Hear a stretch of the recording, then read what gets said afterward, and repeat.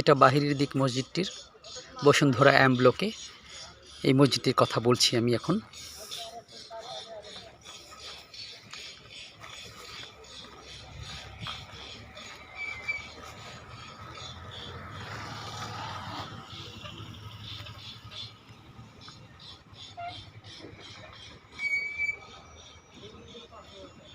বাইতুল আবরার জামে মসজিদ। আমাদের মহানবী সাল্লাল্লাহু আলাইহি ইসলাম কোথাও গেলে প্রথমে একটি মসজিদ করতেন। যেমন উনি যখন মদিনায় হিজরত করলেন তখন মসজিদে কোবায় গিয়ে নামাজ পড়লেন এবং তৈরি করলেন। তো আমাদের বন্ধু মিজানুর রহমান চৌধুরী ফাইন গ্রুপের চেয়ারম্যান, সে যখন বসুন্ধরায় আসলো তখন এই মসজিদের সাথে জড়িত ছিল। আমাকে এই মসজিদটির জন্মলগ্নের আগে থেকেই সে হোয়াটসঅ্যাপ গ্রুপে সংশ্লিষ্ট রেখেছিল, সেজন্য আমি কৃতজ্ঞতা প্রকাশ করছি।